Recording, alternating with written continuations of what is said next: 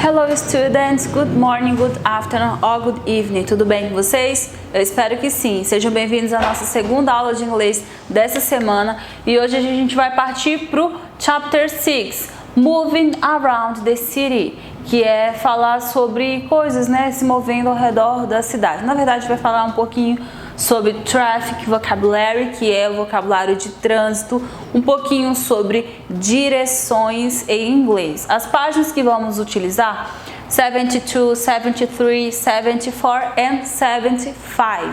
Pega seu livro de inglês e partiu aula de inglês então. Galera, capítulo 6, Moving Around the City. Tem aí um códigozinho que R-Code, para você apontar a câmera aqui, você vai ter acesso aos áudios desse capítulo, tá? Vai direcionar o link do site Conquista, vocês podem ouvir no celular de vocês para fazer essa atividade. Mas vamos mais adiante aqui na página 73, a gente tem aí um mapa da cidade. Olha aí, eu tenho um mapa da cidade. Todo mundo sabe o que é church, para quem não sabe é igreja, tá? Esse nome aqui, Trafalgar Square, que é o nome dessa quadra. National Gallery, que é a Galeria Nacional. Statue, que é a estátua. E diversas outras coisas, né? A gente tem uma cidade completinha, poderia nomear outras coisas aqui também, mas aqui o mais importante, you are here. Você está aqui no mapa. Normalmente no mapa tem um pontinho vermelho, ou para onde você marcou, quer descobrir onde fica o lugar, ou onde você está no GPS. Quem tem celular, a maioria dos smartphones todos tem GPS, se eu não estou enganada, tá? Não é difícil de mexer nesse recurso, não. Só você se dispor a aprender um pouquinho mais. Mas não vamos ficar aqui só nisso, porque a gente tem aqui esse diálogo entre a professora e os alunos. Então, olha só. Ela fez uma pergunta para o Pedro. How do I get to the statue? Como que eu chego na estátua? Ele respondeu. Go straight ahead on 2 square. The statue is there. Aí ela perguntou da Mia. How do I get to the church? Turn left, cross the street. The church is on the right. Então, observem essas expressões aqui. Go straight ahead. E a que ela respondeu a Mia, que ela disse assim, is on the right, or turn left, cross the street. Tudo isso são directions. Tem umas atividades muito bacanas que eu gostaria de fazer com vocês, só que não dá para fazer, que tinha que ser presencial. Que eu ia ensinar as direções, depois ia escolher algumas pessoas, vendar, colocar uma venda nos olhos, levá-los para a quadra e aí eu ia separar vocês e ia dar direções. Vocês iam caminhando, se eu falasse go ahead, que é vá à frente, ia caminhando para frente. Turn left, vocês iam ter que virar para a esquerda. Turn right, tudo isso bem lento e devagar, porque iam estar uns 2 metros de distância. Se não tivesse problema com o vírus, ia ser bem bacana, porque assim, ia chegar um momento que alguém ia ficar um pouco confuso, né? Turn left or turn right, eu viro para onde? Poderia acontecer de um topar no outro. Como eu ia orientar muito para fazer os movimentos devagar, não ia chegar a ninguém machucar o outro, né? Mas é uma atividade muito interessante que eu espero que quando voltarmos às aulas aqui a gente consiga fazer. Dá para fazer até em sala de aula.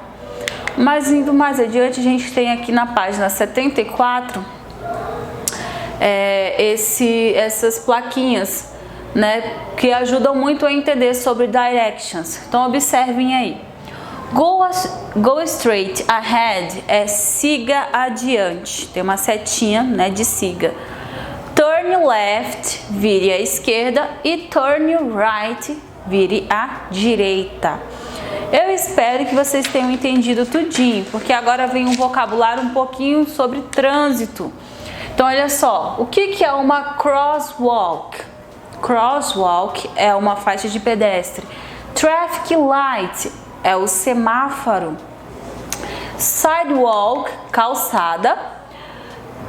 E bike lane é a ciclovia. Em Porto Velho nós não temos tanto assim, mas nas cidades melhor desenvolvidas, dizendo assim, eles têm bastante ciclovias, mais segurança aí para o ciclista.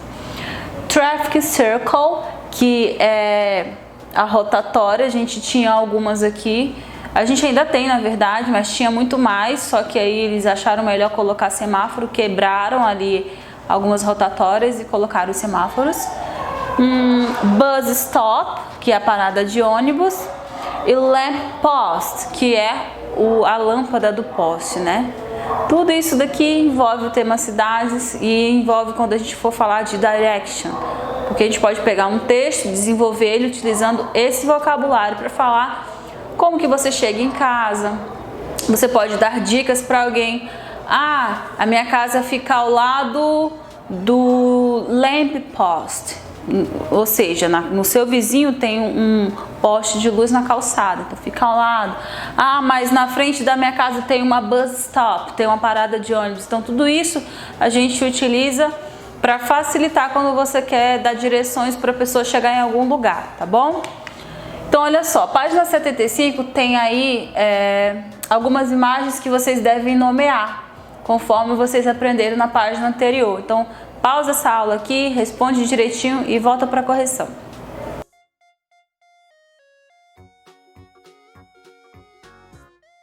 Não é difícil fazer, não é? Tava na página anterior a resposta. Então, letra A. O que tem aí na letra A? Um cara andando numa ciclovia. Ciclovia em inglês é bike lane. B. Tem aí uma faixa de pedestre. Eu chamo isso de crosswalk. C, simplesmente uma calçada, sidewalk. E a letra D, traffic light, que é o semáforo. Acabou? Ainda não, que ainda tem a letra E, F e G. A E tem uma rotatória, isso em inglês é traffic circle. F tem uma placazinha de parada de ônibus. Como que é isso? Bus stop. E G, eu tenho várias lâmpadas ali pro chão, né? Serve, ajuda aí a enxergar durante a noite. Eu chamo de lamp post. Difícil fazer isso, galera? Acho que não, né? Essa aula foi mais de introdução do capítulo 6, né? Eu sei que foram ditas várias palavras, tanto directions quanto vocabulário, então não dá para eu ficar passando muita coisa assim para vocês. Aula que vem eu retomo com esse tema e trago mais atividades, tá bom? Espero que vocês tenham gostado da aula de hoje. Até a aula que vem. Bye, bye!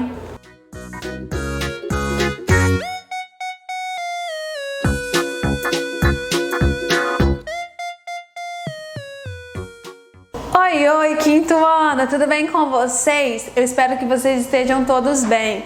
Estamos começando mais uma aula de matemática. Hoje, dia 27/8, e a gente vem aí continuando com o nosso conteúdo de adição e subtração aí com os nossos números decimais. E aí? Fizeram a tarefa de casa? Eu espero que sim, viu? A gente vai vir corrigindo hoje as páginas 19 e 20. Então a gente precisa estar colocando a data aqui 27/8 nessas duas páginas, ok? Então bora lá? A gente tem a número 2. Considere os números decimais destacados nos quadros. Nós temos aí alguns números. Letra A. Qual é a soma obtida quando adicionamos os dois menores números apresentados? Se são os menores, nós vamos observar quais desses são os menores. Já vai ver aqui, ó, que o 0,7 é um dos menores e o outro que é menor é o 2,45. Então a gente tem aqui, ó, lembra, a gente pode estar adicionando um zero, porque que nem eu já falei para vocês, existem infinitos zeros depois aqui dos números. Então, conforme a nossa necessidade, a gente pode estar adicionando. Era só 0,7, mas a gente precisava somar com 2,45, que tinha aí duas casas depois da vírgula. Vamos lá, então. Somando aqui. 0 mais 5, a gente sabe tranquilamente 5. A gente tem 7 mais 4, a gente vai ter 11. 1 fica, 1 sobe. E aí a gente tem aqui, ó, 0 mais 2, 2 com 1, 3. A vírgula vem descendo. 3,15, a soma é 3,15, ok? Letra B, adicione os dois maiores números. Agora já não são os menores, são os maiores.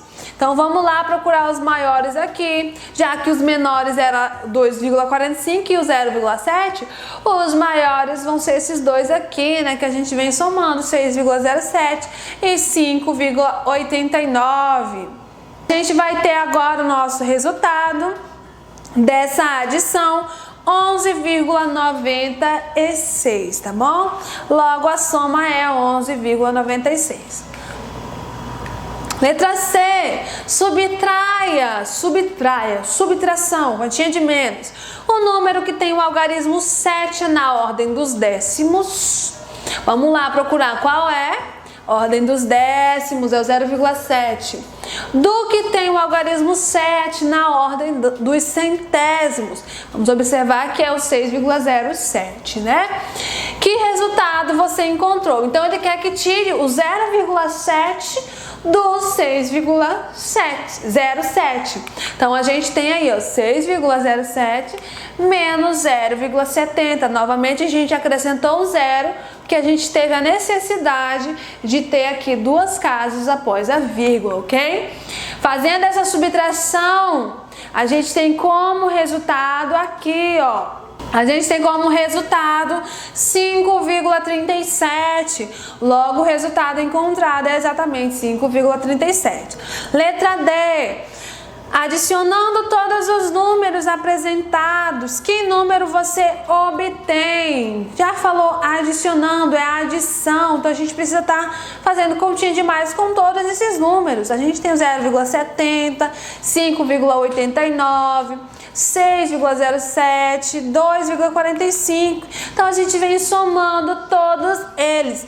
Não esqueçam, vírgula embaixo de vírgula, é muito importante.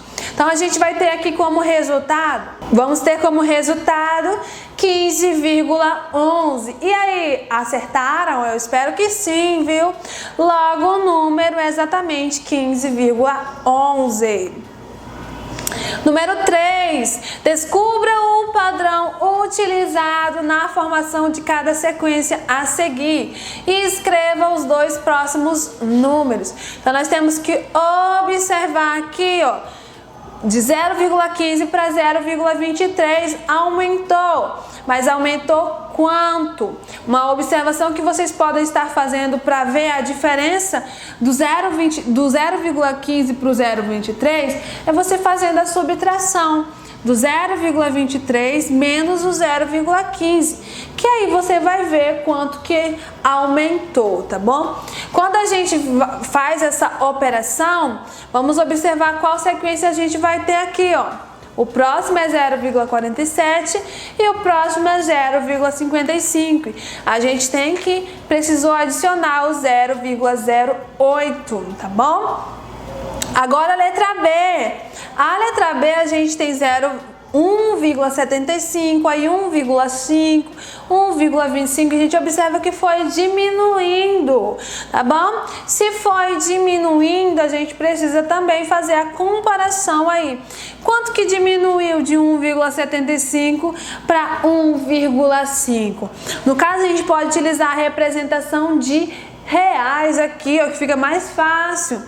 A gente sabe que existe um zero aqui, podemos colocar um zero. Então, em vez de 1,5, poderia ter 1,50 aqui. E aí de 1,75 para 1,50, a gente sabe que aumentou 0,25, que no caso pode também utilizar como 25 centavos. Então foi diminuindo 25. Então 1 menos 25 centésimo, que no caso é R$1 menos 25 centavos. A gente tem 75 centavos. E aqui 75 centavos menos 25 centavos, a gente vai ter aí 0,5 ou 0,50 centavos. Também não tem problema estar utilizando o zero aí, ok? Então a gente observa que precisou aí subtrair 0,25 do número anterior. 4. Bianca foi ao supermercado e na hora de conferir o que gastou, acabou derramando suco aí no comprovante de pagamento. Então a gente vai observar que exatamente aí, ó, caiu no pote de sorvete de 1 litro. Letra A. Quantos reais Bianca pagou pelo pote de 1 litro de sorvete? Pra gente estar descobrindo aí quanto que foi o pote de sorvete, a gente precisa saber quanto que ela gastou com as outras coisas, depois tirar aí esse valor total que ela gastou com as outras coisas, subtrair do 33,25. Mas como que a gente vai saber quanto que ela gastou com todos eles, menos com o pote? A gente vai trabalhar a adição, somando aí, ó, 12,49 mais 3,54 mais 2,89 mais 2,65. Fazendo essa adição, a gente tem o total menos o sorvete, tá bom? Então a gente fazendo essa adição, a gente vai ter como resultado, aqui, ó, 21,57. Foi o que ela gastou aqui com todas essas coisas, menos o pote de sorvete. Agora a gente precisa aí pegar o total, retirar o que ela gastou com as outras coisas e o que sobrar vai ser exatamente o pote de sorvete. Então a gente tem subtração de 33,25 menos 21,57. A gente vai ter aqui como resultado, 11,68, tá bom? Logo aqui a Bianca pagou R$11,68 pelo sorvete.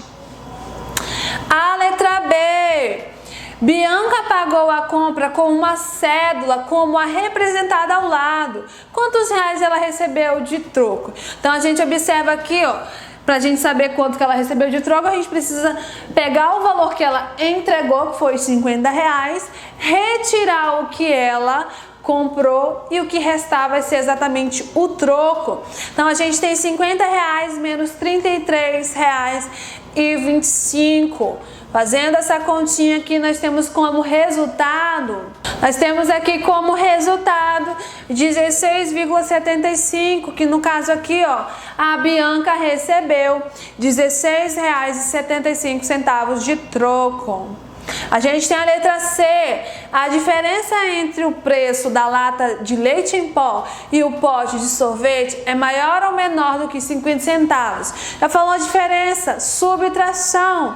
Então ela quer a diferença entre o preço da lata de leite em pó e do pote de sorvete. Então a gente faz subtração aí de 12,49 menos o 11,68, que é do pote de sorvete.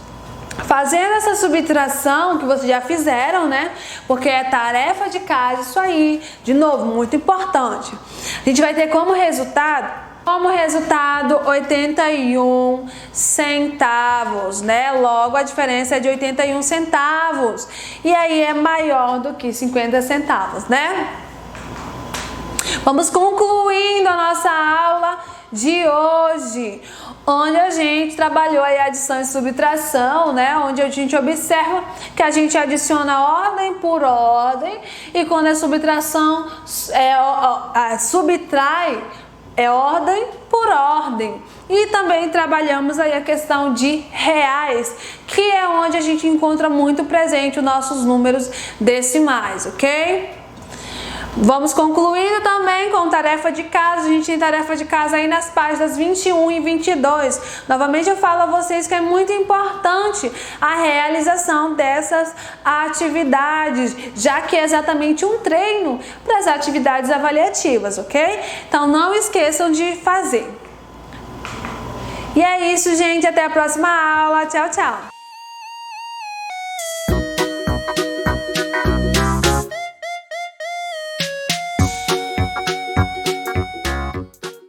Olá, turma do quinto ano, tudo bom com vocês? Estamos mais uma vez na nossa aula aqui de língua portuguesa.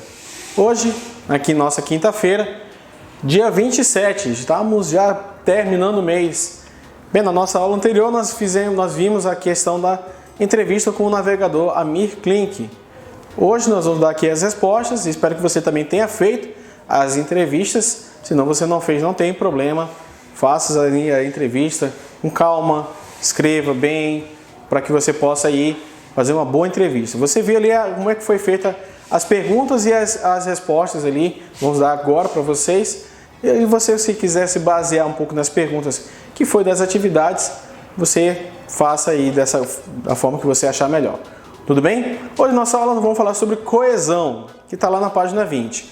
Então, eu sei que eu tive que pular, né? Porque eu fui para a entrevista com a Amir Klink e já coloquei para você produzir. Então, hoje nós vamos falar sobre coesão. Você já deve ter uma noção que nós já trabalhamos isso em outras aulas, certo? Então, vamos aqui para a nossa aula de hoje. Vou colocar aqui para você a resposta e depois nós vamos entrar nesse assunto, tudo bem? Vamos lá! Aí está as respostas. Observe aí, gente. Você tem que fazer a colagem do material de apoio conforme está aí. Nesse caso, não tem como você somente você apagar. Por isso que eu falei para você na aula anterior, colar com adesivo. Ou seja, você pode tirar e colocar agora colando de uma forma correta. Certo?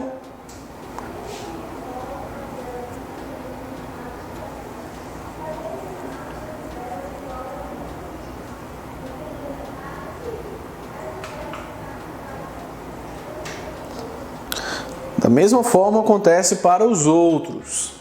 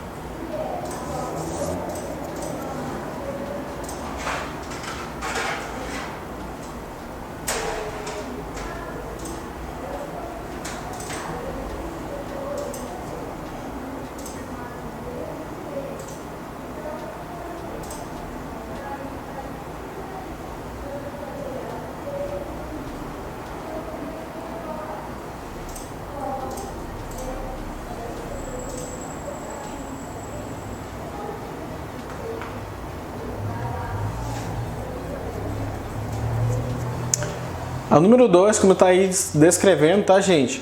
Ela é pessoal. Então, ou seja, se você já conhecia alguma coisa sobre a vida do Amir Klink. Lembrando que na aula anterior eu só dei uma pequena introdução. Ah, professor, então posso dizer que eu conhecia? Pode, mas se você pesquisou alguma coisa além do que eu já havia colocado, então isso aí é somente para comentar, tudo bem? A gente pode comentar se você tiver interesse no plantão Tira Dúvidas, que aí nós vamos conversar bastante sobre isso.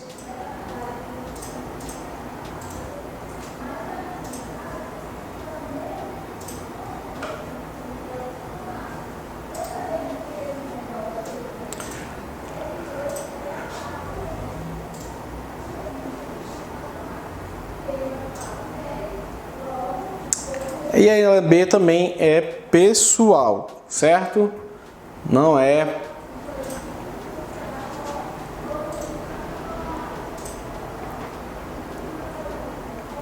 Vamos para o assunto de hoje.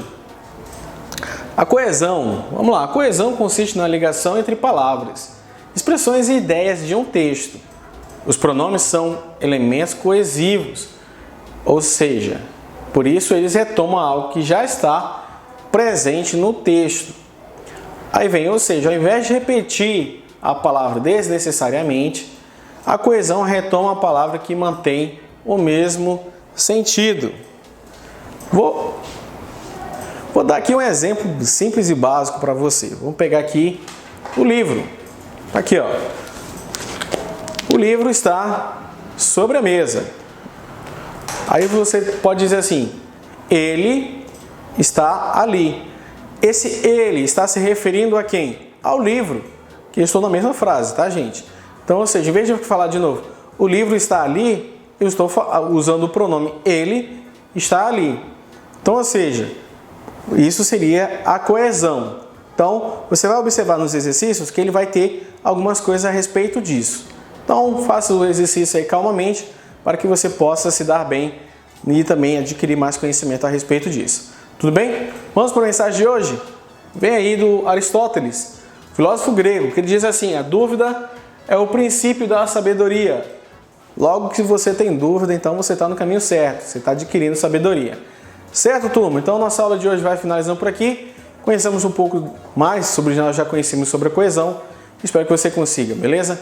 Um abraço virtual do seu professor e até a próxima. Tchau, tchau.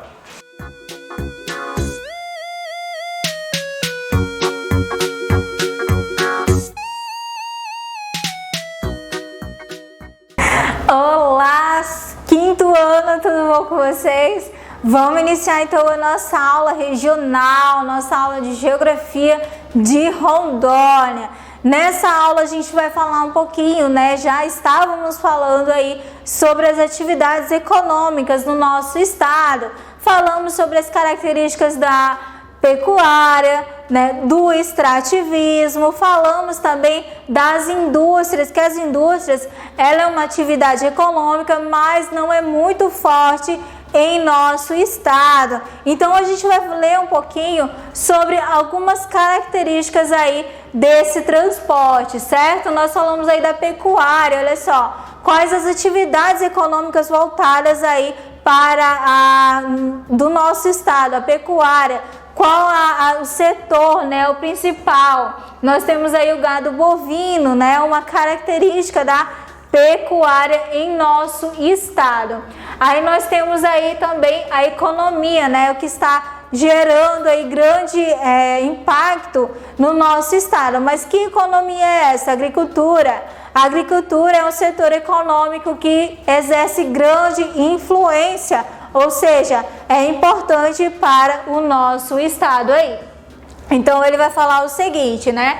Que a exploração de madeira e borracha são as principais atividades do extrativismo vegetal no estado. Segundo o Instituto Nacional de Pesquisas e Estatísticas, o estado de Rondônia é o terceiro estado que mais desmata, olha só, causando vários problemas ambientais. Então, aí tem uma questão, né, que mesmo aí o nosso estado tendo um forte setor econômico, que é a agricultura, voltada aí para a economia, gera também ao mesmo tempo grande impacto ambiental. Então a jazida aí, o principal mineral explorado no nosso estado é a casterita.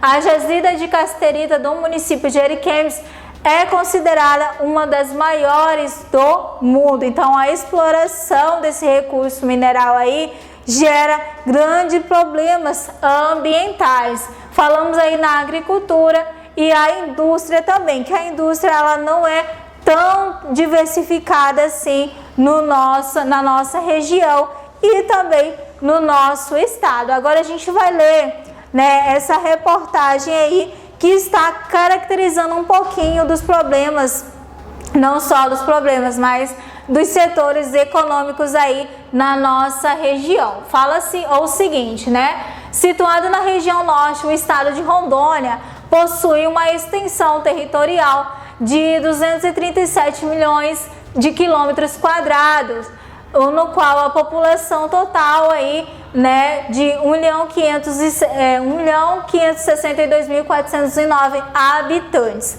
Conforme dados divulgados em 2010 pelo Instituto Brasileiro de Geografia e Estatística, IBGE.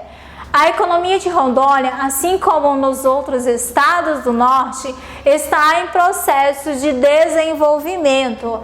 Em 2008, o Produto Interno Bruto, o PIB, que é o que? O Produto Interno Bruto, ele gera, no caso, quanto que o estado gastou durante o ano. Foi de 15 bilhões de reais, correspondente a 0,6% de toda a riqueza gerada no Brasil. Naquele ano, no âmbito regional, a contribuição foi de 11,2%, sendo a terceira maior atrás somente do Pará. Ai, professora, mas como assim? Eu tenho que saber? Tem, claro, você faz parte da economia do estado, né? Você está voltada também, aí você está inserido dentro dessa economia. Então, tem sim que entender um pouquinho de como funciona, né? O PIB per capita é de R$10.320. Aí nós temos aqui, né? Eu coloquei esse quadrinho aí para vocês entenderem como é que está calculado. Só na agropecuária gerou uma renda de 20,4%. Na indústria, olha só como ela não é tão voltada assim para a indústria. A renda é de 14,6% e nos serviços 65%. Então, toda essa economia aí, ela é calculada e gerada por todo o estado, certo? Continuando, ele vai destacar o seguinte, que a expansão da fronteira agrícola em Rondônia foi determinante para o desenvolvimento agropecuário.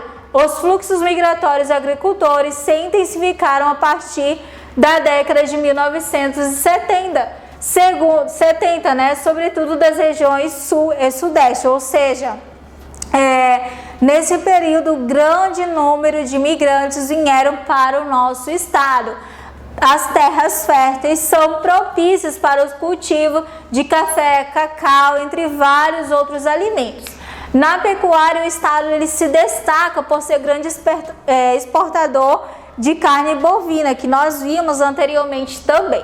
Aí ele vai destacar o setor industrial, que ele é responsável por cerca de 14,6% do PIB, da renda aí, é pouco diversificado. Então, os principais segmentos alimentícios, né, frigorífico e a mineração, é o que proporciona aí a razão das grandes reservas de casterita, em especial o garimpo de Bom Futuro, em Ariquemes. Rondônia é o segundo maior produtor nacional desse minério. Entretanto, as reservas devem ser esgotadas em poucas décadas. Então, o que ele vai destacar, né? Que a exploração desse recurso de maneira incontrolável vai gerar o esgotamento, então fazendo com que essas pessoas percam seus empregos, além de gerar grande impacto ambiental. Vocês podem estar fazendo a releitura desse conteúdo também aí, certo? E aí ele vai falar dos setores de serviços também, né, que é relacionado ao comércio. Outra atividade que contribui para esse segmento da economia é o turismo. Apesar de ter seu potencial turístico pouco explorado, Rondônia atrai visitantes que apreciam suas belezas naturais, históricas e culturais também. Então fica aí para vocês, né, resumindo todo aquele setor econômico. Na próxima aula eu vou trazer uma atividade para vocês, ok? Então, por hoje é só. Não esqueçam de fazer a leitura do livro. Muito obrigada e até a próxima!